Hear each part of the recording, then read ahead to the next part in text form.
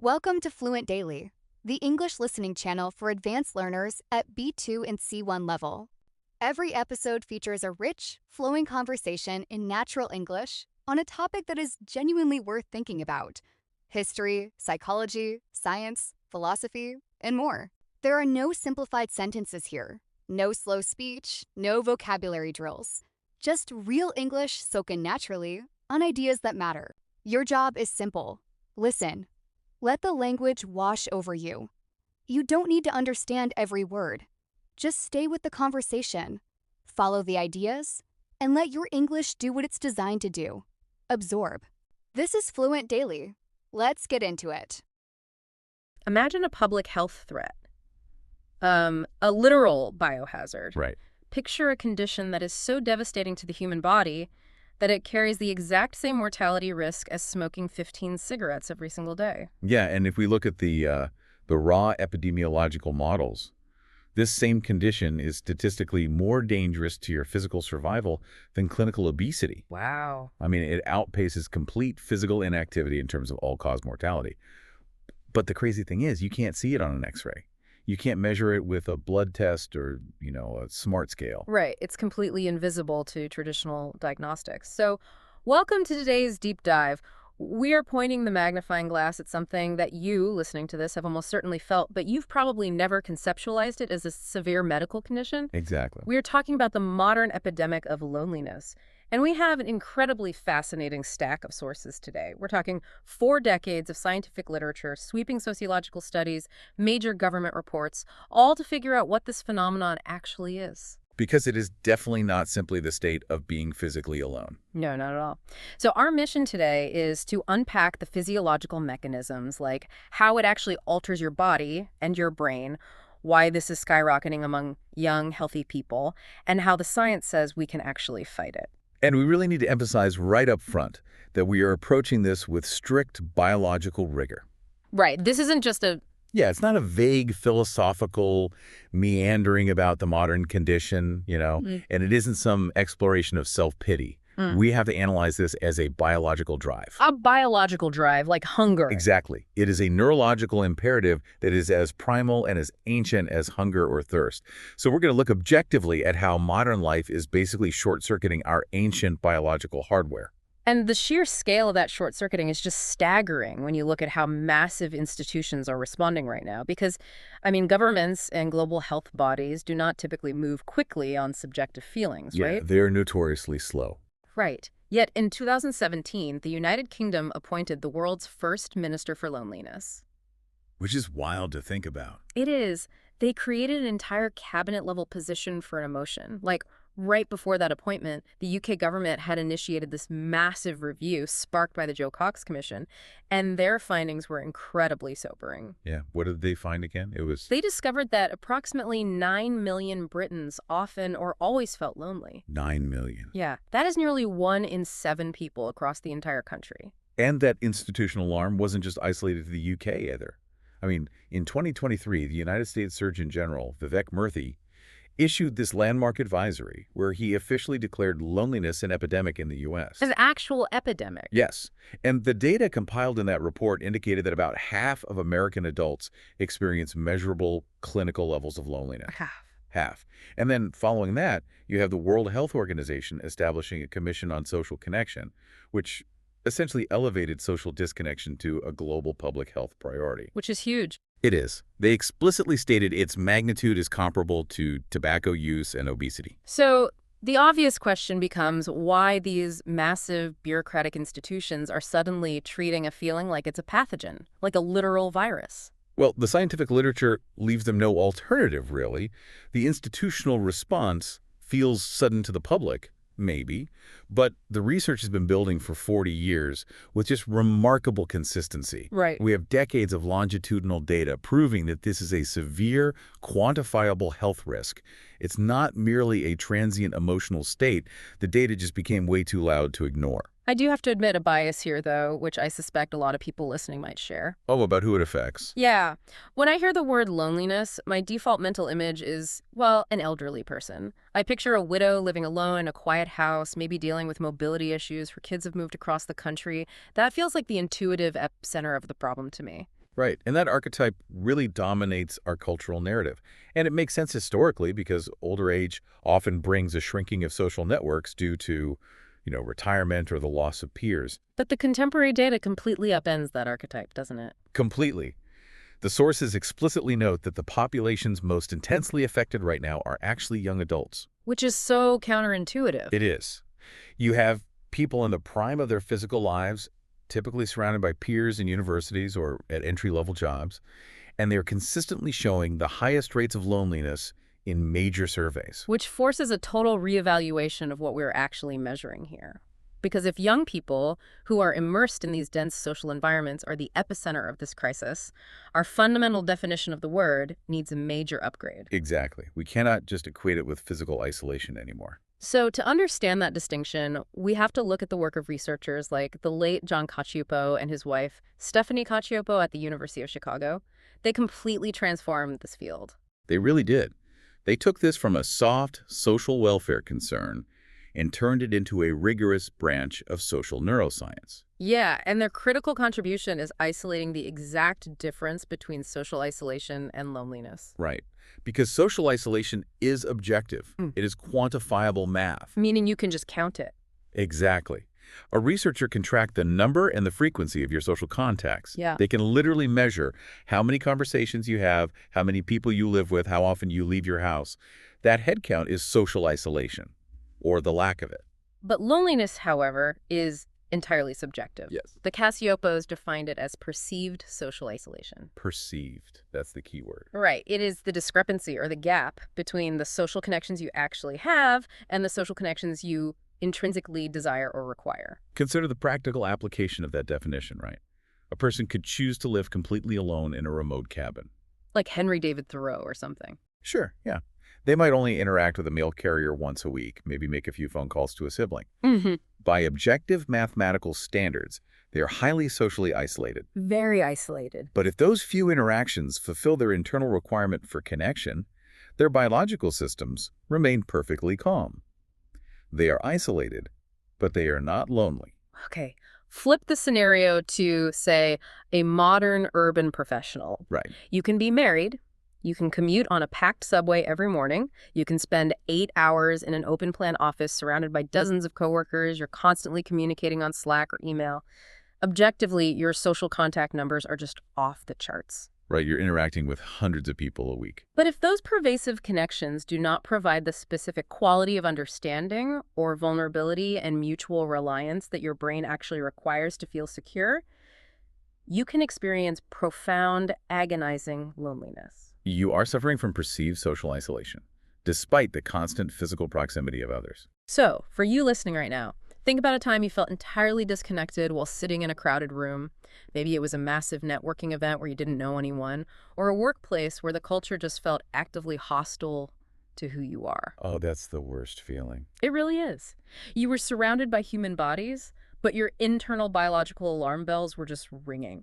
The science validates that feeling entirely. It's not a personal failure. No, and John Cacioppo introduced this brilliant evolutionary framework to explain those exact alarm bells. He proposed that loneliness is to social connection what physical pain is to tissue damage. Okay, wait, explain that analogy. So if physical pain... Well, think about it. If you accidentally touch a hot stove, the resulting physical pain is a brutal searing signal, right? Right, it makes you pull your hand back immediately. Exactly. It is an evolutionary alarm system demanding that you pull your hand away from the fire to prevent severe tissue damage. It is a highly aversive sensation designed to force a behavior change to protect your physical integrity. Because without the capacity to feel physical pain, an organism would not survive long at all. It would sustain catastrophic injuries without even realizing it. Pain is protective. So Cacioppo argued that loneliness functions exactly the same way, but for social survival.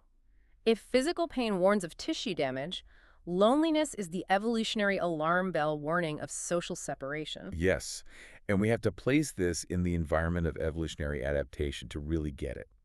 When early humans were living in small, cooperative foraging bands on the savanna, social connection wasn't a luxury. It wasn't just nice to have. It was the primary survival mechanism. Because a solitary human is a highly vulnerable organism. Very. We don't have thick hides, we don't have venom, we don't have massive claws. You're pretty squishy. Very squishy. Our evolutionary advantage was collective cooperation. If you wandered away from the group, or if you were cast out, your probability of surviving predators, finding sufficient calories, and reproducing plummeted to near zero. So biology essentially developed a deeply aversive psychological signal to prevent that separation. Exactly. When your bonds to the group weaken, or you drift to the periphery, the alarm goes off. It is engineered to feel terrible, so that you are motivated to return to the safety of the campfire. Like, find your tribe before you get eaten by a saber-toothed tiger. Right. It is a biological drive pushing you towards social reconnection, just as hunger pushes you toward calories. Which totally reframes the entire cultural conversation around this topic, because society frequently stigmatizes loneliness as a personal failure. Like, it's a sign that you are socially awkward or unlikable or somehow deficient. Well, absolutely. But viewing it through this evolutionary lens means that if you feel lonely, your body is functioning perfectly. Your evolutionary hardware is successfully detecting a threat to your well-being. It indicates a healthy, functioning alarm system. The complication arises when the alarm goes off, but the individual cannot locate the modern equivalent of the campfire. Right. So what actually happens to the human body when that primal, terrifying, I am separated from the tribe and in mortal danger alarm never stops ringing? Well, this is where we move into the physiological consequences, the real biological toll. And this is where that comparison to smoking 15 cigarettes a day stops sounding like metaphorical hyperbole and becomes a literal description of systemic biological damage. The sources detail exactly what chronic perceived isolation does to the body, and it starts with the stress response system. Because the brain interprets social isolation as equivalent to an imminent physical threat, it triggers the exact same physiological cascades. Right. The brain activates the sympathetic nervous system. That's your classic fight-or-flight response. When the brain senses a lack of social protection, it commands the adrenal glands to elevate the production of cortisol, our primary stress hormone. And norepinephrine, right? Yes. Which leads to increased cardiovascular reactivity. Meaning your heart is working harder. Exactly. Your blood pressure spikes much more dramatically in response to everyday minor stressors because your system is constantly primed for a major threat. Your heart works harder, constantly. And your body refuses to fully power down, right?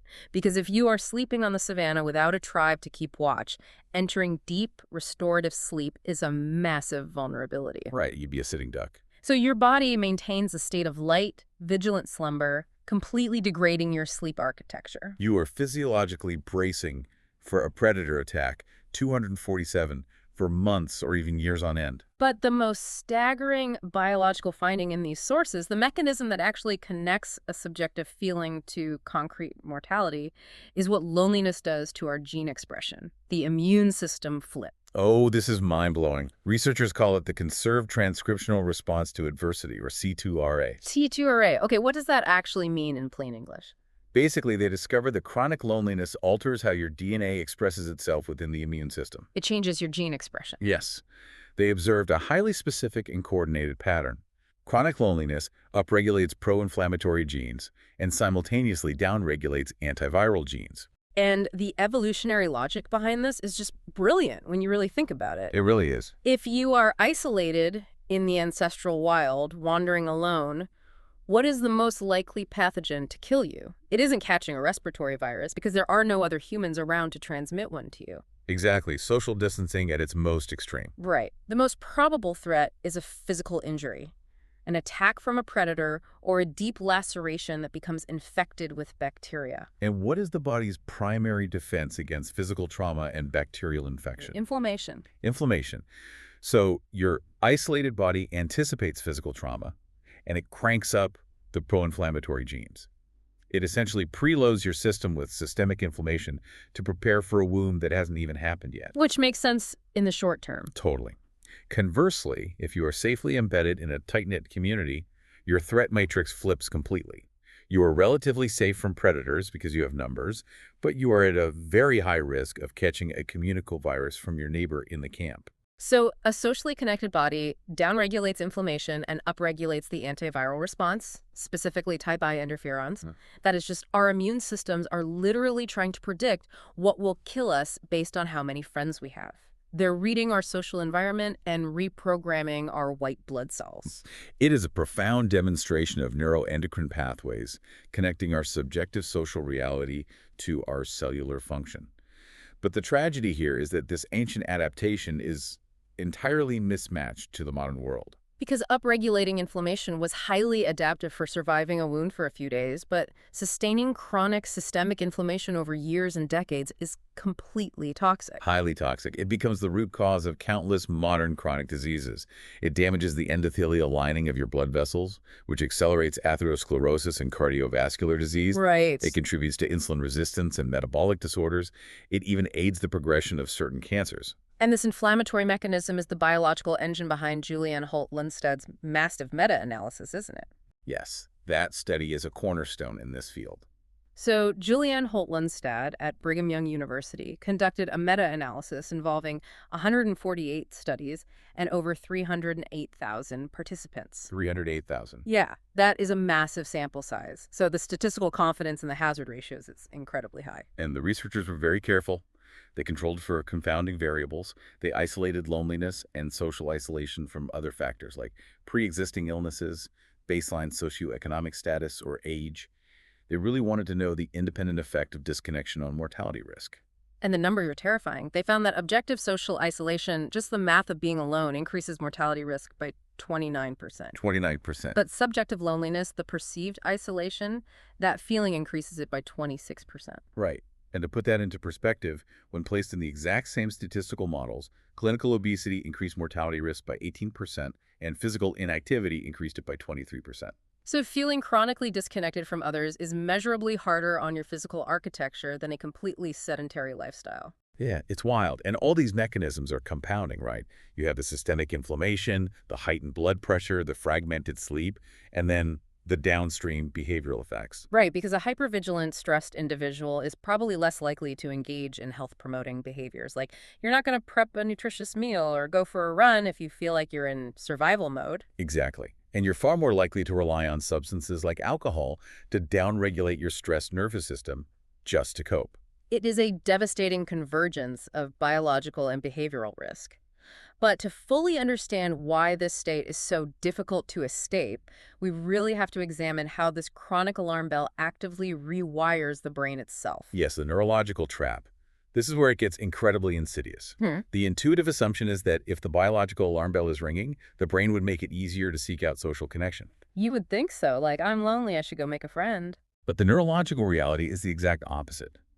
Cacioppo's team utilized fMRI scans to actually observe the neurological signature of perceived isolation. And they discovered that a chronically lonely brain undergoes structural and functional adaptations for self-preservation in what it perceives as a highly hostile environment. So it goes into lockdown. Pretty much. The brain's threat detection center, primarily the amygdala, becomes hypervigilant to social threats. So you become intensely calibrated to scan for danger in other people? Yes. You become exquisitely sensitive to the possibility of rejection or betrayal or negative evaluation. And furthermore, ambiguous social signals, say a coworker giving a brief nod without smiling, or a friend taking a few extra hours to reply to a text, those are rapidly interpreted as hostile or dismissive. The brain just assumes the absolute worst. Always. And simultaneously, the brain's reward circuitry, including the ventral striatum, becomes less reactive to positive social signals. So even when someone is genuinely warm to you, the lonely brain fails to process the interaction as rewarding or safe. I've heard this described as essentially putting on a pair of heavily tinted glasses where everyone's neutral resting face suddenly looks judgmental or angry to you. Because you expect rejection, you subconsciously adopt defensive behaviors. Like, you might cross your arms, avoid eye contact, speak in a clipped, cold manner to protect yourself. Right, and while that tinted glasses analogy is super useful, it's actually a bit more insidious than just a passive filter. The hypervigilant brain actively creates the reality it fears. Wait, how so? Well, if you approach an interaction radiating defensive cold energy because you're scared, the other person will naturally respond to that energy. They will mirror your distance. They might end the conversation quickly or act guarded themselves. Oh, wow. Which provides the hypervigilant brain with the exact evidence it was looking for in the first place. You walk away thinking, see, I knew they didn't want to talk to me. I knew they didn't like me. Exactly. It confirms the flawed initial hypothesis. Cacioppo termed this the loneliness loop. The loneliness loop. Right. Perceived isolation generates hypervigilance. Hypervigilance generates defensive, distancing behavior. That behavior results in less rewarding or actively negative social experiences. And those negative experiences plunge the individual deeper into perceived isolation. So the threat-sensitized nervous system engineers its own social rejection. The brain basically locks the door from the inside. It really does. Yeah. As if that neurological loop isn't punishing enough, the sources highlight how sleep, or the lack thereof, just pours gasoline on this fire. Ah, yes. The sleep factor. The research out of UC Berkeley, led by Eddie Ben-Simon and Matthew Walker, provides a really critical missing link here. Because we already established that the hypervigilant state degrades sleep quality. You can't sleep deeply if you're waiting for a lion to attack. Right. But their fMRI studies revealed that the relationship is completely bidirectional. Which is fascinating. So they conducted forced sleep restriction studies on healthy, highly socially connected individuals. Yeah, they kept these participants awake in a lab, depriving them of sleep, and then observed their social behaviors and scanned their brains the very next day. And what did they find? They found that merely depriving a healthy person of sleep immediately produced intense social withdrawal behaviors. In the brain scans, the neural networks responsible for theory of mind and social engagement showed significant decreases in activity. Well, the threat detection networks probably lit up like a Christmas tree. Oh, absolutely. They became highly reactive to human approach. In fact, when they tested the sleep-deprived participants in physical proximity tests, the subjects required much larger physical distances between themselves and an approaching person to feel comfortable compared to when they were fully rested. They literally wanted people further away from them. Yes. The sleep-deprived brain actively repels social contact and amplifies threat hypervigilance. Which creates a secondary, just devastating loop. You are lonely, so your brain refuses to enter deep sleep because it's scanning for threats. You wake up sleep-deprived. Because you are sleep-deprived, your brain actively withdraws from social contact and spikes its rejection sensitivity even higher, making you act more defensively during the day. Right. Which leads to more social failure, making you feel even lonelier that night, ensuring another night of terrible sleep. The biological systems become trapped in a self-amplifying cascade. So we have this ancient biological wiring malfunctioning severely. The immune system is confused, the brain is trapped in a defensive loop, and the sleep architecture is crumbling. This forces us to ask, what is happening in the modern environment that is triggering this widespread physiological crisis? Well, this shifts the lens from biology to epidemiology and sociology, and the demographic data presents a really fascinating paradox here. Right, the paradox of the young. Exactly. Across developed nations, survey data consistently identifies 18 to 25-year-olds as the most profoundly lonely demographic. Which completely defies historical logic. I mean, this is a demographic with immense physical mobility, vast built-in peer networks through high schools or colleges, and unparalleled access to communication technology. Contrastingly, older adults who maintain their physical health and mobility often report some of the lowest rates of loneliness. It seems backward, but researchers point to several converging factors unique to modern early adulthood. First, this period is now characterized by relentless, systemic transitions. Yeah. In previous generations, the transition to adulthood might have involved settling down in one's hometown, maybe taking a stable job nearby. Today, an 18 to 25-year-old might leave high school, move to a new city for college, graduate, move to a completely different city for a job, and then change jobs 3 times in 5 years. Right. Every single transition severs or heavily disrupts their proximate social network. They're in a perpetual state of having to rebuild their social infrastructure from scratch. And there is also the substitution effect. We are seeing a massive increase in the substitution of parasocial relationships or purely digital connections for proximate physical contact. Like, young people might feel deeply connected to a Twitch streamer or a podcast host they listen to for hours a week. Sure, but parasocial relationships are a one-way street. The streamer does not know you exist. Exactly. And as we learn from the biological mechanisms, while digital interaction transfers information, it often fails to trigger the specific neurochemical safety signals that physical proximity, shared meals, and tactile contact provide. Right, the ancient hardware requires physical presence to fully deactivate the threat response. But I do want to push back a bit, though. Blaming this solely on the transitional nature of youth or digital substitution feels incomplete. The sources point to massive structural, societal changes that affect every demographic. This is an infrastructural problem as much as it is a behavioral one. Oh, absolutely. The structural drivers are arguably the most powerful forces at play here. We are observing sweeping demographic shifts, particularly the steady decline in marriage rates and the unprecedented rise of single-person households across the globe. Because historically, familial living arrangements were the default, built-in mechanism for daily, intimate social contact. You didn't have to schedule a meetup. Interaction was guaranteed when you woke up and when you came home. Removing that default means individuals must expend significantly more conscious effort to meet their baseline social requirements. And the collapse of community infrastructure is equally profound. The sources frequently cite Robert Putnam's seminal sociological work, Bowling Alone. Oh yeah, Bowling Alone. Putnam meticulously documented the steep decline in American participation in community organizations over the latter half of the 20th century. We saw massive drops in membership in religious institutions, civic clubs, trade unions, parent-teacher associations, and even bowling leagues. He was documenting the loss of the third place. We have our first place, which is the home. The second place is work. The third place is the community hub, where people just gather informally. When those institutions collapse, the infrastructure of mutual obligation vanishes. You no longer have a place where you are simply expected to show up every week, where people actually notice your absence, and where you interact with a diverse cross-section of your local community. Right. Those organizations embedded individuals in a web of low-stakes, consistent social ties. Without them, our social networks become brittle and highly compartmentalized. I think we also have to look at the literal physical architecture of our daily lives. The post-war shift toward car-centric urban planning and sprawling suburbs fundamentally altered human interaction. We engineered our environments for the efficiency of vehicles, not for the friction of human connection. Suburban sprawl eliminated the casual collisions of daily life. Although, let me challenge that for a second. If suburban sprawl is the primary culprit, how do we explain the massive loneliness rates in hyperdense urban environments? Places like Tokyo, London, or Manhattan are incredibly dense, walkable, and reliant on public transit, yet they consistently report some of the highest loneliness metrics in the world. People are literally bumping into each other all day. That is a really critical distinction. Density does not equal community. In fact, extreme density without established community infrastructure can actually exacerbate the feeling of perceived isolation. When you're surrounded by millions of strangers, the anonymity can feel incredibly oppressive.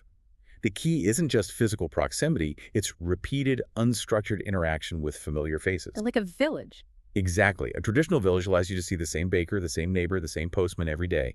A hyper-dense modern city or a sprawling car-centric suburb both fail to facilitate those repetitive, familiar, low-stakes interactions. Because in a car-centric environment, you transition from an attached garage into a metal box on a highway into an underground parking structure and then up an elevator to a cubicle. Yeah. You can easily go weeks without an unplanned conversation with someone outside your immediate circle.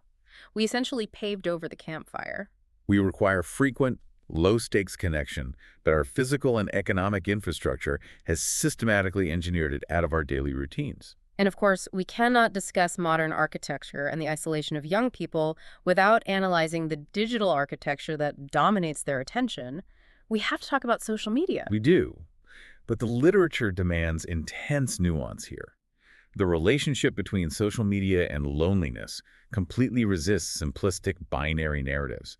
We have to reject the moral panic that claims social media is a unilateral poison causing all modern misery. Right. And we also must reject the utopian tech narrative that these platforms are a flawless cure for isolation. So what's the actual consensus? The scientific consensus relies heavily on differentiating the mechanism of use. The correlational data is clear. High aggregate social media use is associated with higher rates of loneliness. But when researchers isolate specific behaviors, they find the damage is almost entirely driven by passive use. Passive use. So just scrolling. Right. Scrolling, lurking, and consuming the feed without actually engaging. You are not messaging, you are not commenting, and you are not creating. You are merely observing the curated outputs of others. So passive use reliably skyrockets loneliness metrics. However, active use, meaning utilizing the technology for direct, synchronous communication organizing real-world meetups, or maintaining deep ties with geographically distant friends that can actually serve as a protective factor against loneliness. Exactly. The technology itself is essentially a neutral tool. The psychological harm stems from the cognitive processes triggered by passive consumption, specifically upward social comparison. Because when you are passively scrolling, you are not viewing reality. You are consuming an algorithmic feed of artificially constructed, heavily filtered, idealized representations of other people's lives. You are comparing your mundane, maybe lonely Tuesday evening to a curated highlight reel of someone else's vacation or party. And according to social comparison theory, this constant exposure to idealized social success artificially inflates the desire side of Cacioppo's loneliness equation. Yes. If loneliness is the gap between the connection you have and the connection you desire, social media tricks your brain into thinking the baseline for normal human connection is a constant state of euphoric group activity. Even if you have a perfectly healthy small circle of close friends, your brain compares it to the digital highlight reel and concludes, I am failing socially, I am isolated. It artificially manufactures perceived isolation. The passive consumption reliably produces a subjective sense of severe deprivation. But if that same individual opens the app to initiate a video call with a sibling, the tool fulfills its intended connective purpose. It is so worth taking a moment for you, listening right now, to audit your own digital habits. The next time you unlock your phone, just pay attention to your behavior. Are you using the device to actively initiate communication and bridge a gap? Or are you passively consuming idealized avatars of strangers, just feeding the comparison engine? Because one behavior satiates the biological drive for connection, and the other merely amplifies the threat alarm. Recognizing that distinction is vital for navigating modern digital environments safely. Okay, so synthesizing everything we've covered so far. Yeah. We know loneliness is driven by perceived, not just objective, isolation. We know the hypervigilant brain traps people in a defensive loneliness loop, and we know our physical and digital infrastructure is actively working against us. So how do we actually intervene? Well, this brings us to one of the most counterintuitive findings in the entire sociological literature. Oh. Yeah. The most obvious common sense intervention, the one most people instinctively reach for, often fails completely and can even exacerbate the problem. But the intuitive solution is just simple arithmetic, right? If someone is hungry, you provide food. If someone is objectively isolated, provide people. You invite the lonely person to a party, or you organize a mixer specifically for lonely individuals to meet each other. Right. But the clinical data shows that simply increasing opportunities for social contact has a surprisingly low success rate for chronically lonely individuals. On the surface, that makes absolutely no sense. Why would providing the exact thing they lack fail? We have to return to the neurological state we discussed in Section 4, the loneliness loop. Oh, right? You are not dealing with a neurotypical brain that is simply lacking a friend. You are dealing with a brain trapped in severe threat hypervigilance. They are exquisitely sensitive to perceived rejection and primed to interpret ambiguous social data as hostile. They're wearing the tinted glasses. Exactly. Now imagine a well-meaning community center organizes a social event and places 20 highly hypervigilant, socially defensive individuals in the exact same room. Oh no, spontaneous social combustion. Pretty much. Everyone walks in expecting to be rejected. Because they expect rejection, they all unconsciously adopt closed-off defensive body language.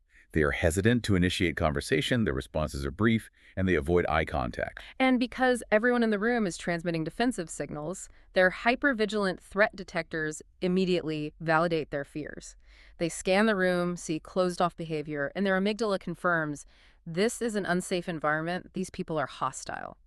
Grouping them together without cognitive preparation forces them into stressful interactions that merely reinforce the cognitive models maintaining their isolation. The intuitive cure is effectively toxic if the underlying neurological state isn't addressed first. So the cure for loneliness isn't just more people, it's cognitive physical therapy. You have to heal the brain's broken threat detector before the person can actually absorb the nutrients of a social interaction. That is a perfect analogy.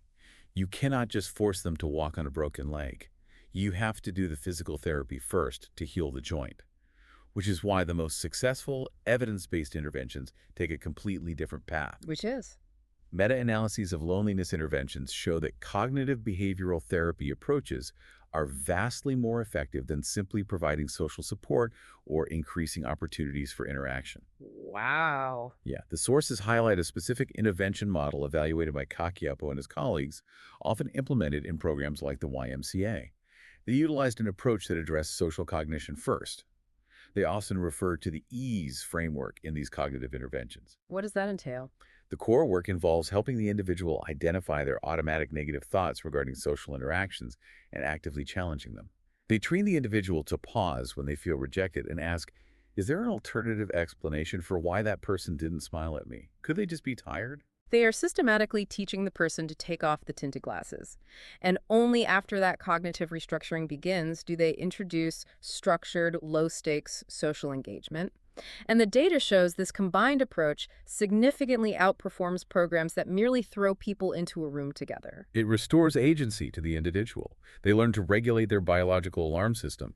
However, the literature is also clear that individual therapy cannot be the sole solution to a systemic crisis. Right.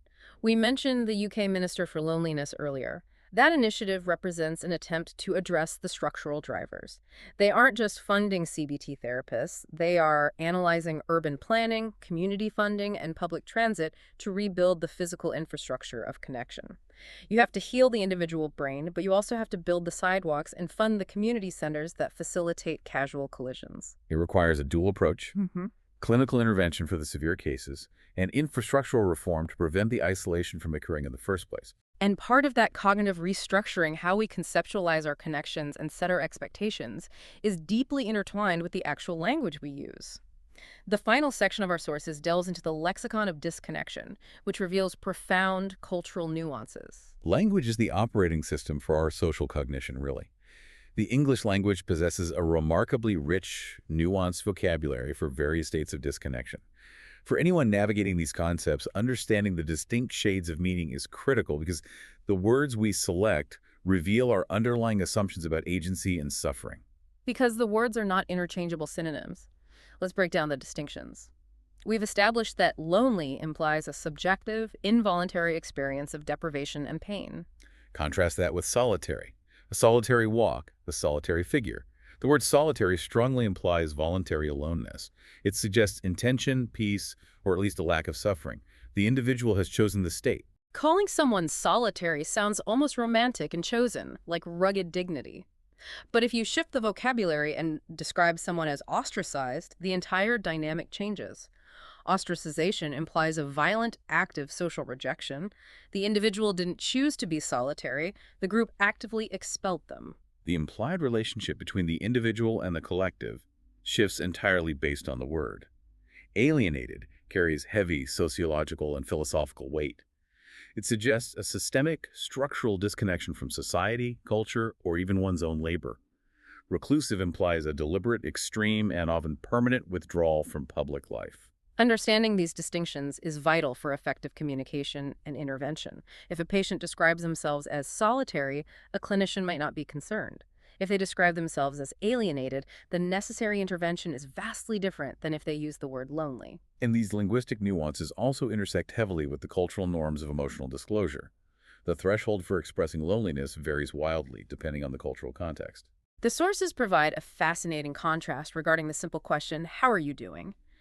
In many professional contexts in the United States or the UK, that question is just a phatic expression, a mere greeting ritual. The mandated response is, "Fine, thanks." It is a ritual of acknowledgement, not a genuine inquiry into one's emotional state. However, the cultural rules dictate when and how that boundary can be crossed. Right. The sources contrast a British collegiate or professional environment with an Australian one. In certain Australian contexts, there is a cultural expectation of much more direct, blunt, emotional disclosure among peers. If asked how they are doing, an Australian might be far more likely to offer a genuine, unvarnished assessment of their struggles, like, "How are you doing, really?" In contrast, a traditional British environment might dictate a much more reserved, understated approach, prioritizing stoicism and relying heavily on subtext and humor to convey distress without violating professional decorum. Successfully navigating loneliness requires profound social competence. You have to decode the specific linguistic and cultural rules of your environment. If you misread a reserved culture and overshare your feelings of isolation, you risk violating norms and pushing people away. If you operate in a blunt culture but remain overly guarded, you remain isolated.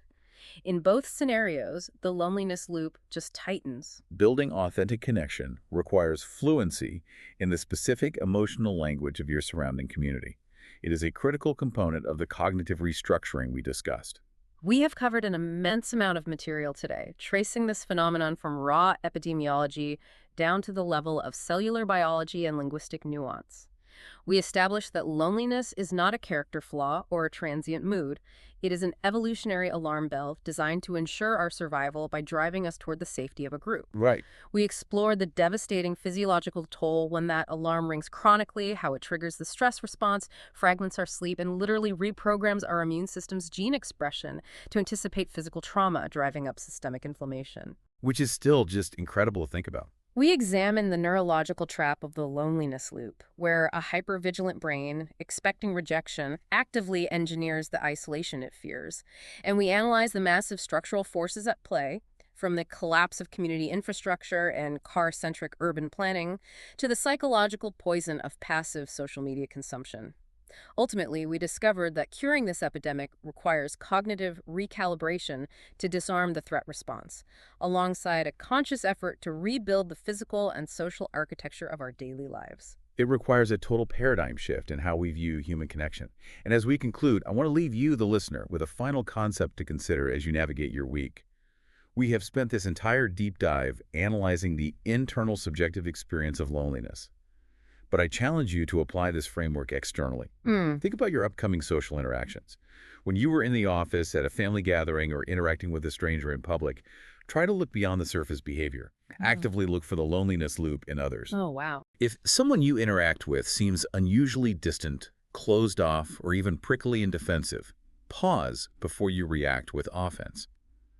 Consider the possibility that they aren't actively rejecting you at all. What if they are trapped in that state of hypervigilance? What if their evolutionary alarm bell is ringing so deafeningly in their own ears that they are simply incapable of hearing your attempt to connect? Reframing someone's coldness as a potential symptom of their own profound isolation changes everything about how you respond to them. It replaces defensiveness with empathy. We want our medical threats to be obvious. We want to see the fracture on the x-ray so we know exactly how to cast it. Loneliness doesn't afford us that luxury. It is the phantom limb of the social body. But the absence of a visible wound does not make the pain any less real, and it does not make the biological damage any less lethal. Thank you for joining us on this deep dive. Take these insights, extend a little bit of grace to the prickly people you encounter this week, and we will see you next time.